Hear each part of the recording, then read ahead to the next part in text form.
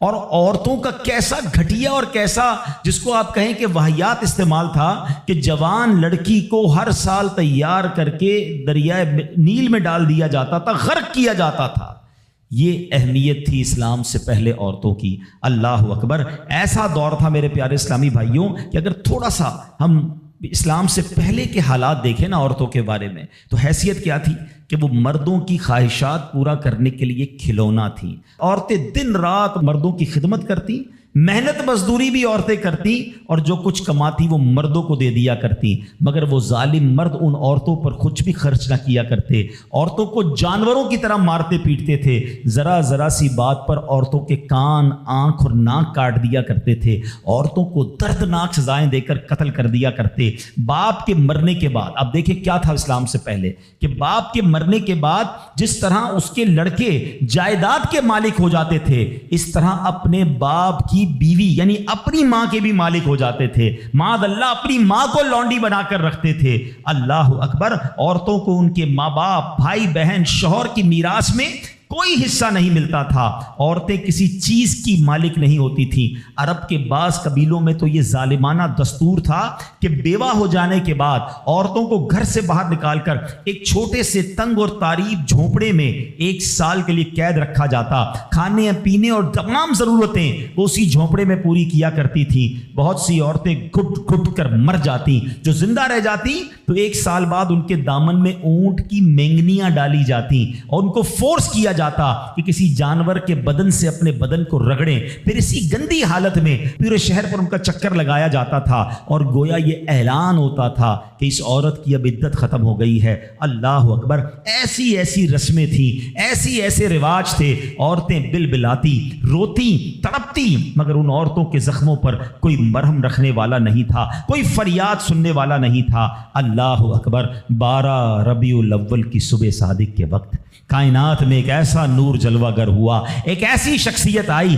جہاں جس نے جہالت کے اندھیروں کو ختم کیا، وہاں ساری دنیا کی عورتوں کے لیے ایک ایسے دکھ کا مداوا بن کر آئے۔ نبی پاک علیہ الصلوۃ والسلام ایسے احکامات لے کر آئے، اتنی پیاری شریعت اور مذہب لے کر آئے جس میں اللہ کے دین نے عورتوں کو ایسا مقام عطا کیا کہ سبحان اللہ، عورتوں کی قسمت کا ستارہ چمک اٹھا۔ اسلام کی بدولت ظالم مردوں کے ظلم و ستم سے کچلی اور روندی ہوئی عورتوں کا درجہ اس قدر بلند ہوا کہ عورت معاملات زندگی اور موت کے ہر مرحلے پر عورت کو باوقار مقام حاصل ہوا۔ مردوں کی طرح عورتوں کے بھی حقوق جو ہے وہ بیان کیے گئے، عورتوں کی حفاظت کے لیے احکام خداوندی نازل ہوئے، عورتوں کو مالکانہ حقوق مل گئے، عورتیں اپنے مہر کی رقموں، اپنی تجارتوں، اپنی جائیدادوں کی مالک بنا دی گئیں، اپنے ماں باپ، بھائی بہن، اولاد اور شوہر کی میراثوں کی وارث قرار دی گئیں۔ الغرض وہ عورتیں جو مردوں کی جوتیوں سے بھی زیادہ ذلیل و خوار تھیں، انتہائی مجبور و لاچار تھیں، وہ مردوں کے دلوں کا سکون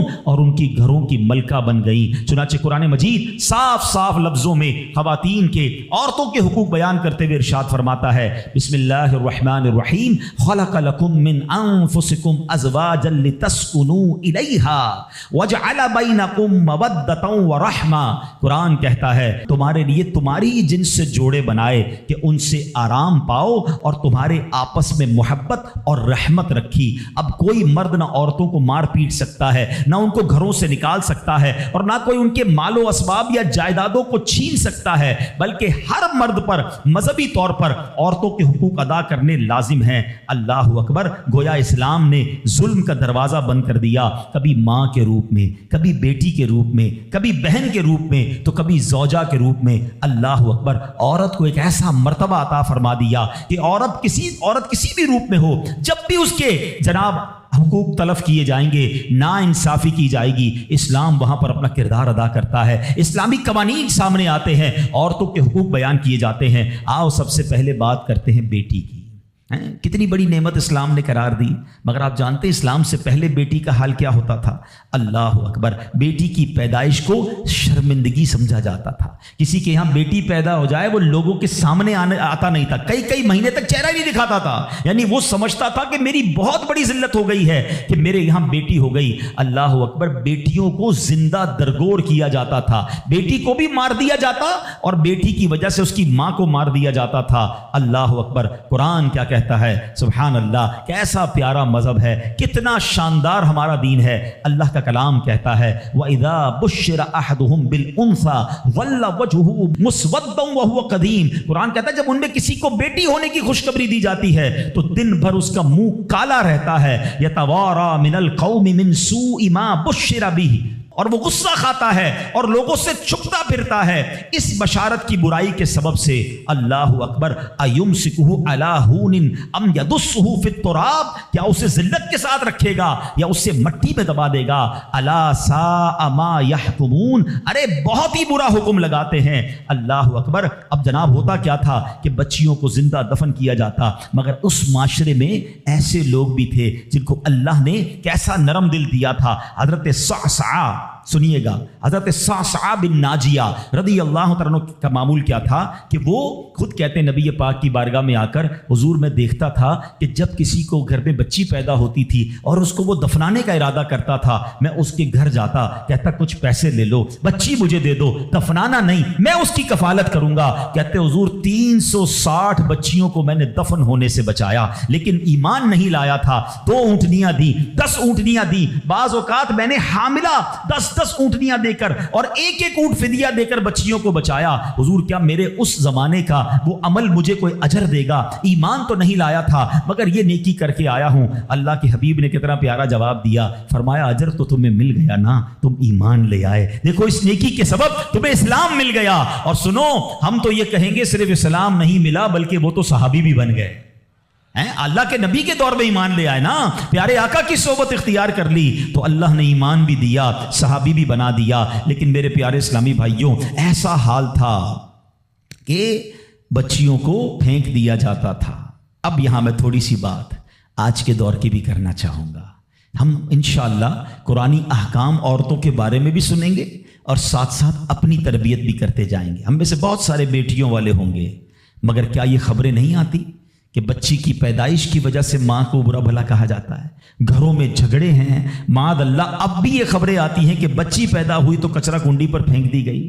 یہ تو پھر سے ہم لگتا ہے اسی دور میں جا رہے ہیں۔ اسلام جو بچیوں کے حقوق لے کر آیا، اسلام جو بچیوں کو برا ماننے کے خلاف عمل کرنے کا ہمیں حکم دیتا ہے، بلکہ سنو حدیثیں کیسی ہیں۔ اے بچیوں والو تمہیں مبارک ہو، اے بیٹیوں والو تمہیں مبارک ہو، اپنی بیٹیوں کو کبھی برا نہ سمجھنا۔ نبی پاک علیہ الصلوۃ والسلام فرماتے ہیں جس شخص کے بیٹی ہو وہ اسے زندہ دفن نہ کرے، اسے ذلیل نہ سمجھے اور اپنے بیٹے پر اسے ترجیح نہ دے تو اللہ عز و جل اسے جنت میں داخل کر دے گا۔ ایک اور جگہ نبی پاک فرماتے ہیں اللہ اکبر، یہ حدیث تو میں کہتا ہوں ختم ہے نا، اس کے بعد الفاظ ہی نہیں بچتے۔ بہت ساری بیٹیوں کی فضیلت کی حدیث ہے مگر یہ حدیث ادھر جا کے لگتی ہے، دل کو چھو لیتی ہے۔ سنو تو صحیح اس کے الفاظ کیا ہیں۔ اللہ کے نبی فرماتے ہیں بیٹیوں کو برا مت کہو، میں بھی بیٹیوں والا ہوں۔ ہائے ہائے، ختم ہو گئی نا بات ہے۔ اللہ کے نبی نے صلی اللہ تعالی وسلم نے اپنی نسبت بیٹیوں کی طرف فرمایا میں بھی بیٹیوں والا ہوں۔ بے شک بیٹیاں تو بہت محبت کرنے والیاں، غم گسار اور بہت زیادہ مہربان ہوتی ہیں۔ ایک اور حدیث سنو، نبی پاک فرماتے ہیں جو شخص 3 بیٹیوں یا بہنوں کی اس طرح پرورش کرے کہ ان کو ادب سکھائے۔ اب اسلام یہاں پر نہ صرف بیٹیوں کا درس دے رہا ہے، اے بہنوں والوں تمہیں بھی مبارک ہو، بہنوں کو حقیر نہ سمجھنا، یہ ان لوگوں کے لیے بھی درس ہے۔ اسلام جب نہیں آیا تھا نا تو بہنوں کے حقوق نہیں تھے، ان کو کوئی ورثے میں حق نہیں دیتا تھا، بہنوں کی شادیاں نہیں کرواتے تھے۔ مگر آج بھی کچھ قبائل سنا ہے ایسے ہیں، آج بھی بدبخت کچھ لوگ ایسے ہیں جو بہنوں کے حق دبا لیتے ہیں۔ ارے بہنیں تو غم گسار ہوتی ہیں، بہنیں تو بھائیوں کا مان ہوتی ہیں، ارے بہنیں ہوتی ہیں تو گھر میں رونق ہوتی ہے۔ ارے بہنوں کو عزت دیا کرو، بہنوں کو پیار دیا کرو۔ اور آج جو بہنوں کا حق دباتے ہیں، آج جو بہنوں کو ذلیل کرتے ہیں، نہ کرنا۔ ہمارا اسلام بہنوں سے محبت کا درس دیتا ہے۔ سنو بیٹیوں والو اور بہنوں والو، اللہ کے حبیب کیا فرماتے ہیں صلی اللہ تعالی علیہ وسلم، میرے نبی کا فرمان ہے کہ جس کی 3 بیٹیاں یا بہنوں کی اس طرح پرورش کرے، ان کو ادب سکھائے، ان سے مہربانی کا برتاؤ کرے، یہاں تک کہ اللہ عز و جل اسے بے نیاز کر دے، یعنی ان کا نکاح ہو جائے، تو اللہ تعالیٰ اس کے لیے جنت واجب فرما دیتا ہے۔ یہ ارشاد سن کر ایک صحابی کھڑے ہو گئے۔ صحابہ کے سوال بھی بڑے کمال کے ہوتے ہیں۔ یقین کرو ہمارے بہت سارے کام سیدھے جو ہے نا، ہمارے لیے بہت ساری آسانیاں صحابہ کے سوالات نے کر دی۔ اب ہو سکتا ہے یہاں میرا کوئی بھائی ایسا بیٹھا ہو جس کی 3 بیٹیاں نہ ہوں، وہ کہتا ہے میری تو 2 ہیں۔ صحابی نے سوال کیا حضور اگر 2 لڑکیوں کی پرورش کرے تو ارشاد فرمایا اس کے لیے بھی یہی اجر و ثواب ہے۔ راوی فرماتے ہیں یہاں تک کہ اگر ایک بیٹی کا بھی لوگ ذکر کرتے تو نبی پاک اس کے بارے میں یہی فرماتے. مگر ایک روایت اور بھی موجود ہے کہ ایک صحابی نے کھڑے ہو کر کہا حضور اگر کسی کی ایک بیٹی ہو, اللہ کے نبی نے فرمایا ایک بیٹی ہو تو بھی جنت واجب ہو جاتی ہے. بیٹیوں پر شکایت, بیٹیوں پر منہ چڑھاتے ہو, بیٹیوں پر لڑائی کرتے ہو, اللہ اکبر, یہ تو جنت میں جانے کا ٹکٹ ہے. تو اپنی بیٹیوں سے پیار کریں. اور باپ جتنے بیٹھے نا, مجھے پتا ہے وہ میری بات کی تائید کریں گے, شاید پیدائش پہ منہ چڑھایا ہوگا کسی نے, لیکن آج بھی باپ سے زیادہ کلوز بیٹی ہی ہوتی ہے. پیار وہ باپ سے بیٹی ہی کرتی ہے. گھر جاؤ تو بیٹی باپ کا انتظار زیادہ کرتی ہے, مگر نہ جانے کیوں بیٹی کی پیدائش کو. اچھا پھر اگر بیٹیاں ہو بھی گئیں, کسی کی 3 ہو گئیں, 4 ہو گئیں, نہیں ہو رہا بیٹا, تو کس بات کی لڑائی ہے؟ کیا عورت کے ہاتھ میں ہے کہ وہ بیٹا پیدا کرے؟ خامہ خائی گھر میں جھگڑا, تانے دینا اس بیچاری کو. اب تو میڈیکل سائنس بھی کہتی ہے جناب وہ کسی ایک کا قصور ہی نہیں ہے, یہ اللہ کی دین ہے. لیکن خامہ خائی کسی ایک عورت پر جو ہے وہ ہنگامہ کر کے نہ جانے اس کی دل آزاری کا سامان کرتے ہیں. نہ کریں ایسا. میں آپ کو حدیث سنا رہا ہوں, اور اسلام عورتوں کے حقوق کی شاندار انداز سے بیان کرتا ہے. اللہ کے نبی علیہ الصلوۃ والسلام فرماتے ہیں جب کسی کے ہاں لڑکی پیدا ہوتی ہے, سنو, گھر پہ مہمان آئے تو اچھا لگتا ہے نا, اور کوئی بڑا اہم مہمان آ جائے, کوئی بڑے بزرگ آ جائیں تو کتنا خوش ہو جاتے ہیں آپ. کئی ایسے بزرگ ہوں گے, کئی ایسے علماء ہوں گے, کوئی ایسی شخصیت ضرور ہوگی جس کو آپ اپنے گھر بلانا چاہتے ہوں گے, مگر آپ سوچتے ہوں گے یار وہ میرے گھر کیسے آئے گا, بہت بڑا آدمی ہے, بڑا مصروف شخص ہے, پسند تو مجھے بہت ہے مگر میں گھر نہیں بلا سکتا. سنو, جب تمہارے گھر بیٹی آتی ہے تو پتہ ہے کون مہمان آتا ہے؟ اللہ کے نبی فرماتے ہیں جب کسی کے ہاں لڑکی پیدا ہوتی ہے تو اللہ عز و جل فرشتوں کو گھر بھیجتا ہے. ہاں, آپ کے گھر فرشتے آتے ہیں, اور کیا کہتے ہیں؟ فرشتے آ کر کہتے ہیں اے گھر والوں تم پر سلامتی ہو. پھر فرشتے اس بچی کو اپنے پروں کے سائے میں لیتے ہیں, اس کے سر پر ہاتھ پھیرتے ہوئے کہتے ہیں یہ کمزور سی جان ہے جو ایک کمزور جان سے پیدا ہوئی ہے, جو شخص اس کمزور جان کی پرورش کی ذمہ داری لے گا تو قیامت تک مدد خدا اس کے شامل حال رہے گی.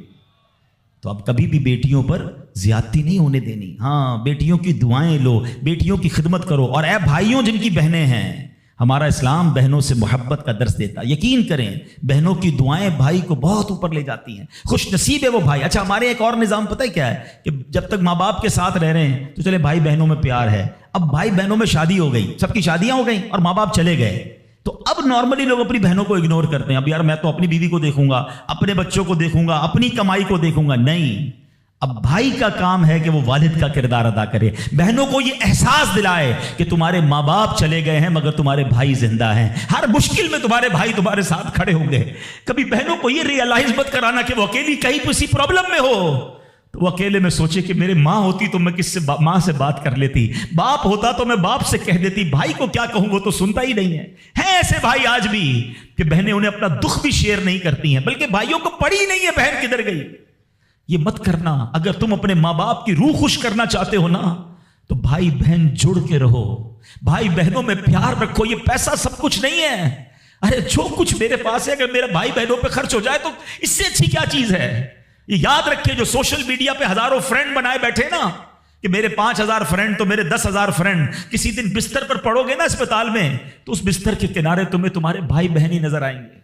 وہ سوشل میڈیا والا تمہارا جو سارے دن چیٹنگ جس کے ساتھ واٹس ایپ پہ لگے ہوئے ہو نا گروپ میں, کوئی نظر نہیں آئے گا. جب تمہارے گھر میں کوئی بچے کا پرابلم ہوگا, رات آدھی رات کو اگر تمہارے گھر کوئی آ کے تمہیں دلاسا دے گا تو تمہارے بھائی بہن ہوں گے. میں کئی بار بیان میں ایک مثال دے چکا ہوں, چلو آج پھر دے دیتا ہوں, کاش یہ بات سمجھ آ جائے. یہ جو فیملی ہوتی ہے نا یہ تسبیح کی طرح ہوتی ہے, اور ہم نے دیکھا ہے کہ یہ جو ہے نا تسبیح کے اوپر والا حصہ یہ ماں باپ ہوتے ہیں. یہ ٹوٹ جائے نا, ماں باپ چلے جائیں, پوچھو ان سے جن کی ماں چلی گئی ہے, پوچھو ان سے جن کے والد چلے گئے ہیں. جب یہ چلے جاتے ہیں نا تو اپنے بھائی بہنوں کو جس طرح تسبیح کے دانے بکھرتے ہیں نا اس طرح بکھرتے دیکھا ہے. جب تک ماں باپ ہیں پہلے تو ان کی برکتیں لینا, اور جب یہ چلے جائیں نا تو یہ دانے بکھرنے مت دینا, جوڑ کے رکھنا اپنی فیملی کو. یہ فیملی یہی تو پیار ہے زندگی میں. تھوڑے سے پیسوں کے لیے بھائی بہن لڑتے ہیں, جائیداد کے لیے بھائی بہن لڑتے ہیں, تھوڑے کاروبار کے لیے لڑتے ہیں. ارے قربان کر دو, کوئی بات نہیں, بھائی کو تھوڑا زیادہ چلا جائے, بہن کے میری بہن کے گھر میں ہی جا رہا ہے نا, یہ تیرا ہے, یہ میرا ہے, نہ کیا کرے. یہ گھر کی محبتیں آپ کو بہت ساری بیماریوں سے بچاتی ہیں. حدیث پاک میں آتا ہے جس کا مضمون ہے جو چاہتا ہے کہ اس کی زندگی میں اضافہ ہو جائے, عمر میں اضافہ ہو جائے, بری موت سے بچے, اسے چاہیے کہ وہ صلہ رحمی کرے. صلہ رحمی کیا ہے؟ اپنے رشتہ داروں کے ساتھ اچھا سلوک. اور رشتہ داروں میں the closest family member جو ہے وہ بھائی بہن ہیں, وہ ماں باپ ہیں, بیوی بچے ہیں. ارے ان کو چھوڑ کر دنیا سے محبتیں جتا رہے ہو؟ نہیں میرے پیارے اسلامی بھائیوں, تو اپنی بچیوں کے ساتھ اور اپنی بہنوں کے ساتھ بالخصوص اچھا سلوک کرنا. خوش نصیب ہے وہ بھائی جو بہنوں کا مان ہے. خوش نصیب ہے وہ جو والد جو اپنی بچیوں کے ساتھ اچھا برتاؤ کرتا ہے. اور میں نے خود دیکھا ہے, آپ نے بھی دیکھا ہوگا, میں نے دیکھا ہے, بلکہ میں نے ایک طرح سے انٹرویو لیا ہے ایک رشتہ دار کا. یار آپ کی 4 بیٹیاں ہیں, 3 بیٹیاں ہیں. کہتا ہے یار جب سے بیٹیاں آئی ہیں پتہ نہیں رزق کدھر سے آ رہا ہے. بیٹیاں تو کیا آئی ہیں, اللہ نے رحمت کے دروازے کھول دیے ہیں, کیونکہ اس نے منہ نہیں چڑھایا. کچھ ہوں گے ایسے بیٹیوں والے جن کا ہاتھ تنگ ہوگا, تو غور کرو جب بیٹی ہوئی تھی تو شکر کیا تھا یا شکوہ کیا تھا؟ اللہ نے تو بھیجی تھی رحمت تمہارے گھر پہ, تم نے اس وقت بھی اللہ کو ناراض کیا, بیوی کو گالیاں دی, ہنگامہ کیا, اب کہتے ہو رحمت نہیں آ رہی. تم نے تو کتنی ناشکری کر لی. اگر تم سجدہ شکر ادا کرتے, اللہ کی بارگاہ میں راضی رہتے, اللہ بیٹیاں تو دیتا مگر تم پر رحمت کے اور دروازے بھی کھول دیتا. اور ہم نے دیکھا ہے لوگوں کے رزق کو بڑھتے ہوئے. تو کبھی بیٹی کی پیدائش پر آپ نے منہ نہیں چڑھانا ہے, ہاں نہ اپنی زوجہ کو تانے دینے ہیں. اور بیٹیوں کا خیال رکھیں, بہنوں کا خیال رکھیں. اور آگے چلتے ہیں اسی طرح. اچھا, نبی پاک کا انداز اپنی بہن کے ساتھ کیا تھا؟ اللہ کے حبیب علیہ الصلوۃ والسلام کی ایک دودھ شریک بہن تھی, حضرت شیما, رضائی بہن تھی نبی پاک کی. اب پیارے آقا کس طرح ان کے ساتھ برتاؤ کرتے تھے کہ ایک بار آپ علیہ الصلوۃ والسلام کی بارگاہ میں جو بہن حاضر ہوئی نا, تو نبی پاک ان کی تشریف آوری پر کھڑے ہو جایا کرتے, اپنی بہن کی آمد پر ان کی دل جوئی فرماتے, ان پر خوب نوازشیں فرماتے. ایک بار پیارے آقا علیہ الصلوۃ والسلام نے اپنی مبارک چادر بچھائی اور اپنی بہن سے پتہ ہے کیا کہتے ہیں؟ مانگو تمہیں عطا کیا جائے گا, سفارش کرو تمہاری سفارش قبول کی جائے گی. بہن جانے لگی تو نبی پاک نے ایک لونڈی یعنی ایک اس کو خادمہ بھی دے دی اور 2 اونٹ بھی عطا فرما دیے. اچھا, اپنی بیٹی کے ساتھ کیا برتاؤ ہے نبی پاک کا؟ بیٹیوں کو جو ڈیگریڈ کرتے ہیں, سنو, خاتون جنت بی بی فاطمہ رضی اللہ تعالیٰ عنہ جب نبی پاک کی بارگاہ میں آتی, آقا کھڑے ہو کر استقبال کرتے, اپنی بیٹی کے ہاتھ کو نبی پاک چوما کرتے, کبھی ماتھے پر بوسہ دیتے. پیارے آقا اپنی جگہ اپنی بیٹی کو بٹھایا کرتے. اور یہی انداز خاتون جنت کا بھی تھا کہ جب نبی پاک خاتون جنت کے پاس جاتے, وہ کھڑی ہو جاتی اور نبی پاک کا استقبال کرتی, پیارے آقا کے ہاتھوں کو بوسہ دیتی, اپنی جگہ نبی پاک کو بٹھاتی. یہ پریکٹیکلی نبی پاک نے بتایا کہ بہن کے ساتھ برتاؤ کیا ہے, بیٹی کے ساتھ برتاؤ کیا ہے. اب آؤ ہماری زندگی کا ایک بہت اہم ساتھی ہے جس کو ہم سفر کہا جاتا ہے. اسلام بیوی کے بارے میں کیا درس دیتا ہے؟ یہ بھی بڑا پرابلم ہے. اچھا, بعض اوقات لوگ اپنی شاید والدہ سے, میں سے ابھی ماں کی بات سب سے آخر میں کروں گا, اور فیملی ممبر سے اب بھی بہت پیار کر رہے ہوتے ہیں, مگر بعض اوقات بیوی کو بڑا ڈیگریڈ کرتے ہیں.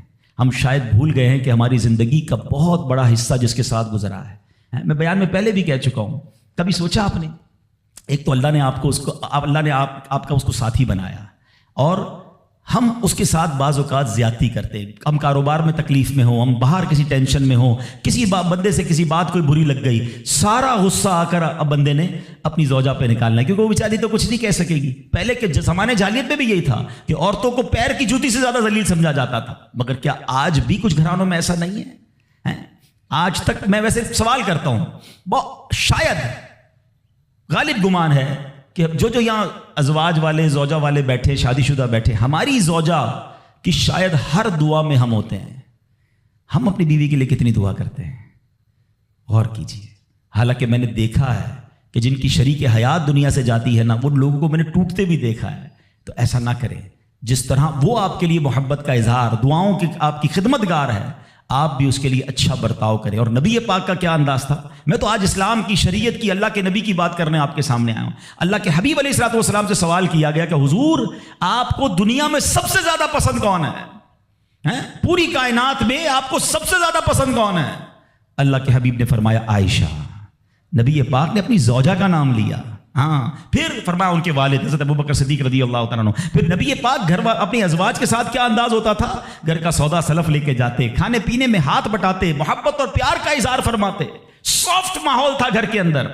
ہمارے گھر میں ایسا ماحول ہے نہیں میرے پیارے اسلامی بھائیوں. ہمیں یہ سوچنا ہے کہ ہمیں اپنے گھر والوں کے ساتھ کیا انداز اختیار کرنا ہے. نبی پاک علیہ الصلوۃ والسلام فرماتے ہیں کہ اسلام سے پہلے بلکہ بخاری شریف کی حدیث بتاتا ہوں. اسلام سے پہلے مال کے لیے جانوروں اور دوسرے ساز و سامان کے ساتھ ساتھ بیوی کو بھی رہن رکھوا دیا جاتا تھا. جیسے پیسے کوئی رہن رکھواتا تھا نا, بیوی بھی ایک مال کی طرح تھی, لوگ گروی رکھوا دیتے تھے اپنی بیوی کو. یہ اسلام سے پہلے بیویوں کا حال تھا. اللہ اکبر. اسلام نے نکاح کے ذریعے عورت کو مرد کے آدھے ایمان کا محافظ قرار دے دیا. قرآن کہتا ہے وعاشروہن بالمعروف, ان سے اچھا برتاؤ کرو. اسلام نے بیویوں کے ساتھ اچھا برتاؤ کرنے والے کو سب سے بہترین قرار دیا. اللہ اکبر. خواتین تو میں کہتا ہوں, میں یہاں انشاءاللہ اس بات کو بھی اگر واقعی عقل مند خواتین اس بیان کو سنیں گی تو وہ جو مسکنسپشن پیدا کیا جاتا ہے کہ جناب اسلام میں عورتوں کو آزادی نہیں ہے, جناب اسلام میں عورتوں کے لیے گھٹن ہے. اللہ اکبر. ذرا پہلے اسلام سے پہلے کے حالات پڑھو اور اس کے بعد اسلام کے آنے کے بعد عورتوں کو کیا شاندار مقام میرا دین دیتا ہے. اللہ کے نبی نے دا بیسٹ لوگوں کی جب مثال بیان کی, بہترین لوگوں کی مثال بیان کی, تو نبی پاک فرماتے ہیں, ترمذی کی حدیث ہے, سب سے بہتر وہ ہے جو اپنے اہل کے لیے بہتر ہو, یعنی اپنی فیملی کے لیے بہتر ہو. اور آقا فرماتے سنو میں تم سب سے زیادہ اپنے اہل کے لیے بہتر ہوں. نبی پاک سب سے زیادہ اپنی فیملی کے لیے بہتر. نبی پاک علیہ الصلوۃ والسلام سے ایک شخص نے پوچھا حضور شوہر پر بیوی کا کیا حق ہے؟ تو آپ نے فرمایا جب وہ کھائے یعنی شوہر کھائے تو بیوی کو کھلائے, جب لباس پہنے اسے بھی پہنائے, اس کے چہرے پر نہ مارے, اسے بدصورت نہ کہے, اور اگر سمجھانے کے لیے اس سے علیحدگی کرنی پڑے تو گھر میں ہی علیحدگی کرے. اللہ اکبر. ایک بار حضرت عمر فاروق رضی اللہ عنہ کی بارگاہ میں, سنیے گا بڑا دلچسپ واقعہ. سیدنا عمر فاروق کا کتنا بڑا نام ہے, آپ کے جلال کی, آپ کی عدالت کی مثالیں دی جاتی ہیں. بڑے بڑے لوگ آپ کے سامنے تھر تھر کانپتے تھے. حضرت عمر کا حال یہ تھا, آپ کا گھر میں انداز کیا تھا کہ ایک شخص آیا کہ میں حضرت عمر کے پاس جاؤں اور بتاؤں میری بیوی جو ہے مجھ سے اس طرح بات کرتی ہے, اور میرا وہ انداز نہیں ہوتا جو شوہر کے سامنے ہونا چاہیے. ہوتا ہے گھروں میں, ہو جاتا ہے. تو حضرت عمر کے دروازے پر پہنچا نا, تو اندر سے اسے سیدنا عمر فاروق رضی اللہ تعالیٰ عنہ کی زوجہ ام کلثوم رضی اللہ تعالیٰ عنہ کی ناراضگی کی عالم میں گفتگو کرتے ہوئے سنا. وہ حضرت عمر سے بات کر رہی تھی. تو وہ شوہر سوچنے لگا کہ میں تو اپنی بیوی کی شکایت لے کر آیا تھا, حضرت کے تو گھر کا بھی معاملہ ہی ایسا ہی ہے. تو وہ کہتے میں واپس ہونے لگا. حضرت عمر نے بلا لیا, کیوں آئے تھے؟ تو کہا کہ میں تو حضرت اپنی بیوی کی شکایت کرنے آیا تھا, مگر میں آپ کے دروازے پر آیا, آپ کے گھر کا ماحول دیکھا تو میں سمجھ گیا ہم دونوں ایک ہی معاملے میں ہی ہیں, آپ کا بھی ویسا ہی حال ہے. اب حضرت عمر نے جو ان کی تربیت فرمائی نا, آپ نے فرمایا میری بیوی کے مجھ پر چند رائٹس ہیں, چند حقوق ہیں, مجھے اس سے چند فائدے حاصل ہوتے ہیں جس کی بنا پر میں اس سے درگزر کرتا ہوں. پہلا یہ کہ یہ میرے لیے جہنم کی آڑ ہے, میرا دل اس کی وجہ سے حرام کاموں سے بچا رہتا ہے. نمبر 2, جب میں گھر سے نکل جاتا ہوں یہ میری خزانچی بن جاتی ہے, یعنی میرے مال کی نگہبان بن جاتی ہے, میری دھوبن بن جاتی ہے, میرے کپڑے دھوتی ہے, میرے بچے کی پرورش کرتی ہے, میرے لیے روٹیاں اور کھانے پکاتی ہے. تو وہ شخص کہتا ہے یہ سارے فائدے تو مجھے بھی اپنی بیوی سے حاصل ہیں, تو میں تو کبھی درگزر سے کام نہیں لیتا. وہ مجھے کہتی, میں اسے لڑنا شروع کر دیتا ہوں. کہتا آج آپ کی بات سے نصیحت مل گئی, اب میں اپنی بیوی کی چھوٹی ماٹی باتوں کو میں بھی درگزر کر دوں گا. کتنی پیاری بات بتائی. ہم وہ ساری باتیں بھول جاتے ہیں, ایک غلطی پر پکڑ لیتے ہیں, ایک غلطی پر ڈانٹتے ہیں. ہر غلطی پر جناب ایسا نہیں ہوتا, ہر غلطی کی سزا سزائے موت نہیں ہوتی ہے. ہم غلطیاں نہیں کرتے. اگر جس طرح ہم اپنی بیوی کو اور غلطی پر ڈانٹتے وہ ڈانٹنا شروع کر دے پھر کیا حال ہوگا؟ تو ایسا نہ کرے. وہ بھی دل رکھتی ہے. ہم نے کسی انسان سے شادی کی ہے, کمپیوٹر سے نہیں کی, ٹھیک ہے نا. تو کمپیوٹر بھی آج کل وائرس آ جاتا ہے, تو وہ تو انسان ہے, غلطی ہو گئی, کوئی بات نہیں. تو سبحان اللہ, اتنا پیارا مذہب ہے. اور اب آؤ, اسلام نے عورت کو جو ایک اور روپ دیا ہے, ایک اور مقام دیا ہے, اور وہ مقام ماں کا مقام دیا ہے. اور ماں کے قدموں تلے جنت فرمایا. ماں کا کیا مقام دیا کہ ماں کو محبت کی نگاہ سے دیکھ لو تو حج مقبول کا ثواب ہے.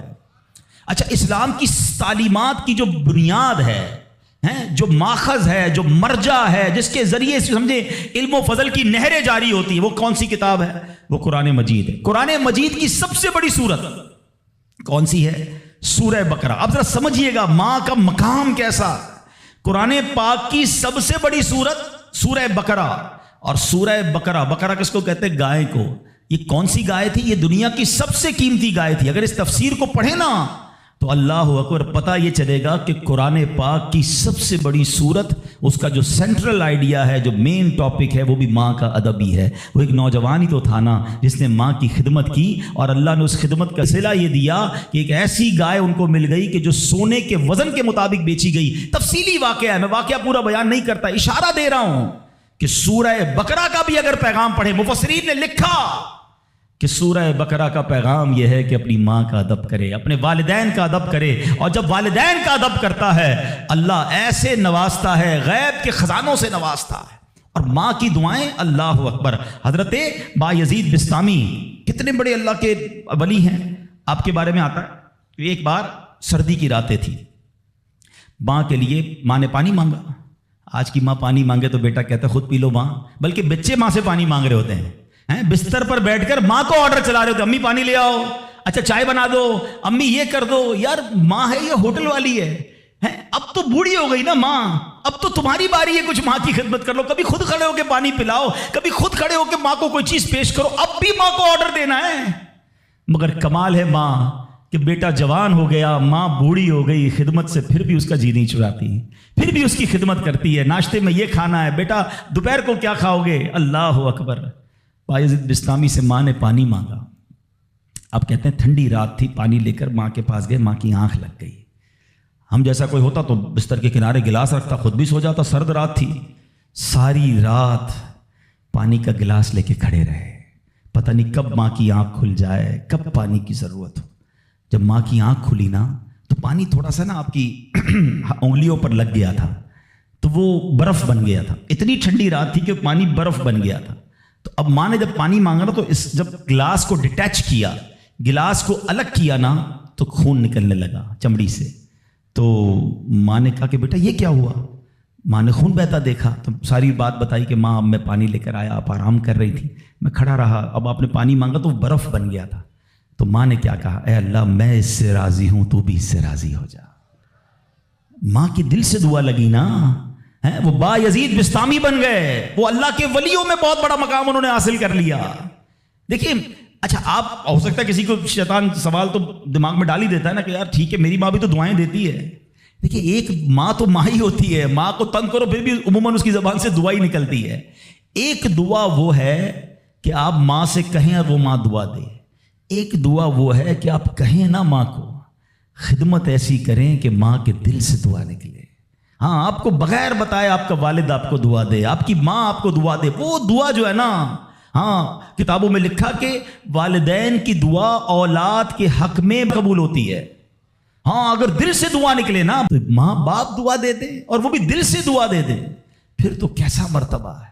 اور سبحان اللہ، ماں باپ کے بارے میں کتابوں میں یہاں تک لکھا کہ بیٹا باپ کے ساتھ ایسے رہے جیسے غلام آقا کے ساتھ رہتا ہے۔ تو اور باپ سے زیادہ خدمت کا حق کس کو کہا گیا؟ وہ ماں کو کہا گیا۔ تو آپ سوچیں کہ ماں کے کتنے حقوق بیان کیے اسلام نے۔ تو مبارک ہو ان خواتین کو، ماشاءاللہ ہمارا اسلام کس کس موقع پر عورت کے کیسے حقوق بیان کرتا ہے۔ اور سبحان اللہ، ایک بار نبی پاک علیہ الصلوۃ والسلام سے سوال ہوا، سوال کرنے والے نے بھی کتنا پیارا سوال کیا، اور یہ حدیث بخاری کی حدیث ہے۔ اللہ کے نبی علیہ الصلوۃ والسلام سے عرض کیا حضور میرے حسن اخلاق کا سب سے زیادہ حقدار کون ہے، کون ڈیزرونگ ہے، سب سے زیادہ مجھے کس کے ساتھ حسن اخلاق کرنا ہے؟ حدیث کا خلاصہ نبی پاک نے فرمایا تیری ماں۔ پھر پوچھا حضور اس کے بعد سیکنڈ؟ فرمایا تیری ماں۔ کہا حضور اس کے بعد؟ فرمایا تیری ماں۔ 3 بار۔ پھر کہا حضور اس کے بعد؟ فرمایا تیرا والد۔ اچھا اب یہاں یہ حدیث تو پوری ہو گئی، مگر سبحان اللہ، اچھا کوئی نارمل آدمی حدیث، جو لوگ کہتے ہیں نا بھائی کسی مفتی صاحب کی کیا ضرورت ہے، تفسیر کی کیا ضرورت ہے، خود ہی قرآن پڑھ لو، خود ہی حدیث پڑھ لو۔ آج کے دور میں کوئی نارمل آدمی حدیث پڑھے تو خدا نہ خواستہ اس کا رزلٹ کیا لے گا؟ چلو بھائی اب والد کو پوچھنا ہی نہیں ہے، 3 بار ماں کا فرمایا نبی پاک نے، ماں کی خدمت کرو، ابا کو ڈالو سائڈ پہ۔ نہیں، اب اس کی انٹرپریٹیشن پڑھنا ضروری ہوگی، اب اس کی تفسیر اور اس کی شرح پڑھنا ضروری ہوگی۔ اللہ اکبر، علماء کی شان دیکھیں۔ پہلے تو علماء نے یہ ڈیبیٹ کیا کہ نبی پاک نے 3 بار ماں کیوں کہا، 1 بار والد کیوں کہا؟ کیونکہ اللہ کے نبی کی زبان سے جب بھی جو نکلا وہ حق نکلا، وہ ایسے ہی فضول کوئی بات نہیں ہوتی، ہر بات جو ہے وہ بڑی لاجیکلی، بڑی ڈیٹیلڈ، اور اللہ اکبر وہ اللہ کی طرف سے عطا ہوتی ہے۔ سیدی اعلیٰ حضرت فرماتے ہیں نا، وہ دہن جس کی ہر بات وحی خدا چشمہ علم و حکمت پہ لاکھوں سلام، وہ زبان جس کو سب کن کی کنجی کہیں، اس کی نافذ حکومت پہ لاکھوں سلام۔ علماء کہتے ہیں 3 بار جو ماں کہا ہے نا، ایسے ہی نہیں کہا، ماں کے بچے پر 3 احسان ہیں۔ نمبر 1، ماں بچے کو پہلے 9 ماہ اپنے پیٹ میں پالتی ہے، اس کی جسم میں کتنی تبدیلیاں ہوتی ہیں، کتنی تکلیفیں وہ اٹھاتی ہے۔ نمبر 2، جب پیدائش ہوتی ہے، رائٹ دا ٹائم آف پیدائش، وہ بالکل موت کے قریب سے ہو کر آتی ہے، شدید درد اور ایسی کیفیت ہو جاتی ہے کہ کئی لوگ دنیا سے چلے بھی جاتے ہیں۔ اور تیسری ماں مہربانی کیا کرتی ہے کہ اپنے بچے کو پھر پالتی ہے۔ فرمایا ماں 3 احسان کرتی ہے بچے پر، اس لیے 3 بار ماں کہا۔ اور ان تینوں احسانوں میں والد ایک احسان کرتا ہے، وہ بچے کو پالتا ہے، اس لیے 1 بار والد کہا۔ سبحان اللہ، ایک ایک لفظ حکمت بھرا ہے۔ اب علماء کہتے ہیں اس حدیث کا مطلب یہ ہوگا کہ عزت والد کی زیادہ کرے گا اور خدمت ماں کی زیادہ کرے گا، یعنی والد کا بھی احترام ہے۔ اللہ اکبر، یہ ہماری شریعت ہے۔ تو سبحان اللہ، آج میرے جو بیان کا موضوع ہے کہ اسلام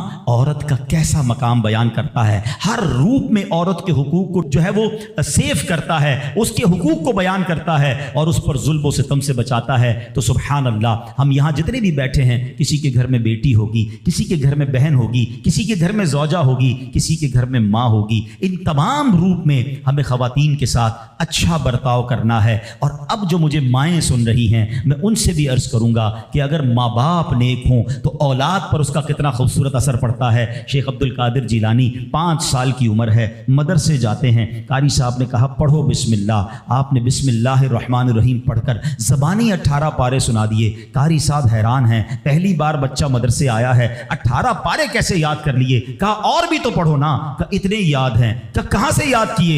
کہ میری ماں 18 پاروں کی حافظہ تھی، میں ماں کے پیٹ میں تھا، وہ تلاوت کرتی تھی، میں پیٹ میں قرآن یاد کر لیتا تھا۔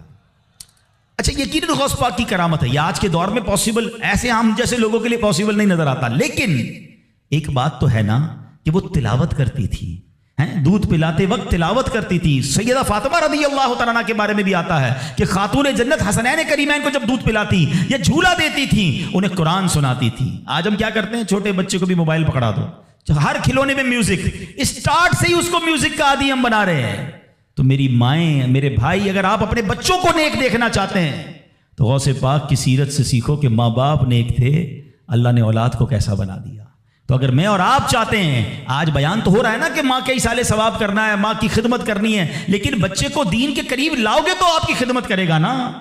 آج کل تو دنیا کے اتنا حوالے کر دیا ماں باپ نے کہ بعد میں خود اپنے بچوں سے ڈر لگ رہا ہوتا ہے، ارے باپ رے باپ، میرا بچہ بڑا آفیسر ہے، میرا بچہ بڑا ڈگری ہولڈر ہے، وہ فلاں ادارے میں کام کرتا ہے، اس کو برا لگ جائے گا۔ ارے تف ایسی اولاد پر جس سے ماں باپ بات کریں تو انہیں ڈر لگے کہ بیٹے کو برا لگ جائے گا۔ اپنے بیٹے کو دیندار بناؤ، انشاءاللہ اگر آپ کا بیٹا صحیح معنوں میں دیندار بن گیا، عالم بنا، مفتی بنا، یا بے شک اچھی کتابیں پڑھ کر، قرآن و حدیث پڑھ کر اچھا مبلغ بن گیا، اس بیٹے کو ڈر لگے گا کہیں ماں باپ کو برا نہ لگ جائے۔ یہ فرق ہوتا ہے۔ بچہ دین سیکھے تو اب بچہ ماں باپ کا ادب کرتا ہے۔ تو بہرحال اگر ہم چاہتے ہیں کہ ہماری اولاد ہماری زندگی میں بھی ہماری فرما بردار رہے اور ہمارے مرنے کے بعد بھی ہمارے لیے صدقہ جاریہ بنے، تو ہمیں خود بھی نیک بننا ہوگا اور اپنے بچوں کو نیک ماحول سے وابستہ کرنا ہوگا۔ سبحان اللہ، غوث پاک رضی اللہ تعالیٰ کی سیرت کو دیکھیں۔ ماں کو کہتے ہیں ماں بغداد جانا ہے۔ کیوں جانا ہے؟ گھومنے پھرنے نہیں، علم دین سیکھنے۔ کیسی ماں تھی؟ آپ کہتی بیٹا جاؤ، اب محشر کے دن ملاقات ہوگی۔ یہاں تو 3 دن کے قافلے میں لوگ نہیں بھیجتے اپنے بچوں کو، آپ پکنک کے لیے بھیج دیں گے دوستوں کے ساتھ۔ ہم نے دیکھا کچھ لوگوں کے بچوں دین کی طرف آنے لگے، ان کو روکا، اب بعد میں وہی بچہ جب نشے اور برے کاموں میں پڑ گیا تو باپ سر پکڑ کے بیٹھا ہے کہ یار میں نے دین سے تو دور رکھا، اب ایسی صحبت مل گئی کہ بچہ ہی ہاتھ سے چلا گیا۔ اپنے بچوں کو اب تم دعوت اسلامی کے مدنی ماحول میں اجازت بھی مل گئی ہے کہ والد اپنے بچے کو خود مدنی قافلے میں بھی لے کر آ سکتا ہے۔ پہلے ہم نے ایک ایج لمٹ رکھی تھی، مگر والد یا بڑے بھائی کے لیے اجازت ہے کہ اپنے چھوٹے بیٹے کو یا چھوٹے بھائی کو بھی وہ مدنی قافلے میں لائے۔ تو اپنے بچوں کو مدنی قافلے میں خود لے کر آئیں۔ آپ آئیں گے تو وہ بھی آ جائیں گے، 3 دن 12 دن 30 دن، یہ تربیت ہوگی ان کی، اور وہ جتنی نیکی کی طرف جائیں گے اتنا انشاءاللہ آپ کی فرما برداری کی طرف آئیں گے، آپ کے لیے صدقہ جاریہ بنیں گے۔ تو سبحان اللہ، غوث پاک کی والدہ نے روکا نہیں بلکہ کہا جاؤ بیٹا، محشر میں ملاقات ہوگی۔ مگر نصیحت کیا کی؟ ہر حال میں سچ بولنا۔ اور سبحان اللہ کیسا سچ بولا تھا۔ ڈاکو نے حملہ کیا تھا نا، سارا مال بھی واپس کر گئے اور ڈاکو توبہ بھی کر گئے۔ کیوں؟ کہ آپ نے ڈاکوؤں کے سامنے بھی سچ بولا. سچی زبان سے جو بات نکلتی ہے نا وہ اثر رکھتی ہے. تو یہ ماں کی تربیت تھی نا. تو اللہ پاک ہم سب کو اپنے ماں باپ کا ادب بھی نصیب فرمائے. اور جب ماں باپ مجھے سن رہے ہیں، اللہ کرے کہ ہم اپنے بچوں کی اچھی تربیت کرنے میں بھی کامیاب ہو جائیں. آپ بچوں کی اچھی تربیت کریں، وہ زندگی میں بھی آپ کے لیے دعائیں کریں گے. ہاں، آپ کو پتہ ہے بچہ جس کا نمازی ہو، کیا پیارا دین ہے ہمارا. یقین کریں ماں باپ خالی بچے کو نیک بنا دیں، پھر دیکھو بچہ آپ کے لیے کیسا کام کرے گا. آپ دیکھیں ہر نماز میں، بلکہ ہر قاعدہ آخیرہ میں وہ آپ کے لیے دعا کرتا ہے. اور کیسے دعا کرتا ہے؟ قبلہ رو با وضو بیٹھ کر. کیا کہتا ہے؟ ربنا اغفر لی ولوالدی وللمؤمنین یوم یقوم الحساب. فجر پڑھ رہا ہے، 2 بار آپ کے لیے دعا کی. اور کس حالت میں کی؟ با وضو قبلہ رو بیٹھ کر. ظہر پڑھ رہا ہے، سنتوں میں دعا کی، فرض میں دعا کی، پھر سنتوں میں دعا. اب کیلکولیٹ تو کرو، اگر میں کچھ نہ کروں، اپنے بچے کو زندگی میں 5 وقت کا پابند نمازی بنا دوں، میرے مرنے کے بعد بھی وہ نماز پڑھتا رہے. ارے نہ ہے میری قبر پر، روز نماز پڑھے گا، اتحیات میں بیٹھے گا، دعا کرے گا اللہ میرے ماں باپ کی بخشش فرما دے. کتنا خوبصورت مذہب ہے ہمارا، کتنا پیارا دین ہے. تو اے میرے پیارے اسلامی بھائیوں، آج یہ پیغام لے جاؤ. اولاد ایسی بنا کے جانا ہے کہ میرے زندگی میں بھی مجھے میرا بیٹا دعائیں دے، میری اولاد مجھے دعائیں دے، میری خدمت بھی کرے، اور مرنے کے بعد بھی میرے لیے صدقہ جاریہ کا باعث ہو. مگر وہ جب ہو سکے گا جب ہم خود نیک بنیں گے، اپنے بچوں کو نیک بنائیں گے. اور سبحان اللہ، یہاں پر دعوت اسلامی کا ماحول ہمارے سامنے ہے، جو خواتین کے لیے بھی رہنمائی کے لیے خوبصورت پروگرام رکھتا ہے. ہماری بہنوں کے لیے مدرسے موجود ہیں، جامعۃ المدینہ موجود ہیں، اسلامی بہنوں کے اجتماعات موجود ہیں، ہمارے اسلامی بھائیوں کے ہفتہ وار ویکلی اجتماعات وہ موجود ہیں. قرآن سے محبت کیجئے، قرآن سیکھیے تو صحیح کہ کیسے پڑھنا ہے. تو خود بھی اور اپنے بچوں کو بھی قرآن پڑھائیے. تو اب جو بڑے ہو گئے ہیں، دعوت اسلامی دیکھیں کتنا پیارا پلان رکھتی ہے کہ جو بچے ہیں وہ مدرسۃ المدینہ جو بچوں کے اس میں داخلہ لے لیں، اور جو بڑے ہیں جو مدرسوں میں دن میں نہیں جا سکتے، جاب کرتے ہیں، کاروبار کرتے ہیں، تو آپ کی آسانی کے لیے تقریباً کراچی کی مسجدوں میں، بلکہ اگر مجھے دنیا میں کہیں بھی سن رہے ہیں تو الحمدللہ دعوت اسلامی والوں سے رابطہ کریں. ہزاروں ہزار مدرسۃ المدینہ بالغان پوری دنیا میں موجود ہیں. کاروبار سے آ کر مغرب کے بعد، عشاء کے بعد اپنے علاقے کی مسجد میں جائیں، انشاءاللہ وہاں آپ کو دعوت اسلامی والے مل جائیں گے. 15 منٹ 20 منٹ اپنے مخارج ٹھیک کر لیں، کچھ نہ کچھ تلاوت کر لیں، تاکہ روزانہ میری زبان سے کچھ قرآن پاک کے الفاظ ادا ہو جائیں. تو الحمدللہ میں امید کرتا ہوں کہ انشاءاللہ اب آپ نے نیت یہ کرنی ہے کہ ہر جمعرات اجتماع میں شرکت کریں گے انشاءاللہ. ٹھیک ہے نا؟ ہر ہفتے مدنی مذاکرے میں بھی کرم فرمائیں، اور اس کے ساتھ ساتھ مدرسۃ المدینہ بالغان اس کو تھام لیں. انشاءاللہ آپ دیکھیں گے کہ جب میں روز قرآن پاک پڑھوں گا، روز سیکھوں گا، میری زبان پر قرآن جاری ہوگا، تو میرے دل میں بھی قرآن کا نور آ جائے گا. اللہ کریم سے دعا کرتا ہوں، اللہ کریم جن کے والدین حیات ہیں ان کو درازی عمر بالخیر عطا فرمائے، جن کے ماں باپ چلے گئے ان کی بے حساب مغفرت فرمائے. میں ان بچوں سے گزارش کروں گا جن کے ماں باپ ان کے پاس ہیں، ان کے پاس وقت بتایا کرو، ان کی خدمت کیا کرو، ان کی پسند کی چیزیں کبھی کبھی ان کے لیے لے جایا کرو. ماں باپ بولتے نہیں ہیں، ہاں ماں باپ نہیں بتاتے کہ ہمیں کیا کھانے میں پسند ہے یا کون سی چیز پسند ہے. ان سے پوچھا کرو. آج تک تو ہم نے ہی اپنی پسند بتائی ہے نا، امی مجھے یہ پسند ہے، کھانا بنا دو تو یہ والا شربت بنا دو. اپنی ماں سے پوچھو، اپنے والد سے پوچھو، اور کسی معلوم ہو جانا کبھی. اچھا ایک اور مزے کی بات، ماں باپ کبھی بھی مہنگی چیز نہیں بتائیں گے. کوئی پان وان کھانا ہوگا، کوئی شربت پینا ہوگا، کسی قسم کی کوئی آئس کریم کھانی ہوگی، کبھی کبھی ان کے لیے وہ کھانا لے جایا کرو. یقین کریں جن کے چلے گئے نا، اب ان کو اپنے ماں باپ کی وہ ساری باتیں یاد آتی ہیں، اور اب بات بھی کرنی ہوتی ہے تو قبرستان جانا ہوتا ہے. تو اگر تمہارے پاس تمہارے ماں باپ ہیں نا تو ان کے ساتھ بیٹھو، ان کی دعائیں لو. یہ وہ ہستیاں ہیں جن کو محبت سے دیکھو گے تو مقبول حج کا ثواب ہے. بعض اوقات کچھ لوگ اس سے وہ ہوتے ہیں نا کہ یار مجھے ویل چیئر چلانی پڑتی ہے تو مجھے دوائی کے لیے لے جانا پڑتا ہے، یا بعض اوقات کپڑے وپڑے دھلانے پڑتے ہیں یا واش روم لے جانا پڑتا ہے. تم لکی ہو، ہاں بھاگ جاگ گئے ہیں، ورنہ کئیوں کے ماں باپ نے تو موقع ہی نہیں دیا خدمت کا، وہ ہماری خدمت کرتے کرتے چلے گئے. اگر آج کسی بچے کو ماں باپ کی خدمت کا موقع ملا ہے نا، اور کبھی ایسا موقع ملے نا کہ آپ کے پیسے ماں باپ پر خرچ ہوں، تو سمجھ لو تمہارے بھاگ جاگ گئے. ارے انہوں نے ساری زندگی مجھ پر خرچ کیا اور اب میرے پیسوں کے نصیب جاگے کہ کچھ ماں باپ پر خرچ ہو جائیں. لیکن جب ماں باپ پہ خرچ کرنے کی باری ہوتی ہے تو ایسے بھی بدبخت ہیں جو کہتے ہیں یہ میرے ہیں تمہارے تھوڑی ہیں، میں نے کمائے ہیں. اللہ اکبر. سوچو جب میں پیدا ہوا تھا، آپ پیدا ہوئے تھے، ہم بے لباس تھے. میرا باپ کہتا تیرے پیسے کہاں ہیں، تو جان تیرا کام جانے دے. میں تو ننگا ہی رہ جاتا نا. اگر مجھے کھانا نہ کھلاتے، میری انگلی پکڑ کر نہ چلاتے، مجھے پڑھاتے نہ، لکھاتے نہ، مجھے سمجھاتے نہ، مجھے کھلاتے نہ، ایک ایک چیز والد اور والدہ نے ہم پر خرچ کی ہے. والدہ خدمت کرتے رہی، باپ پیسے خرچ کرتا رہا، اور جب ہماری باری آئی خدمت اور پیسے خرچ کرنے کی تو اب بوجھ کس بات کا. وہ ریٹرن تو دے ہی نہیں سکتے ہم جو انہوں نے ہم پر کیا، لیکن اگر موقع ملا ہے نا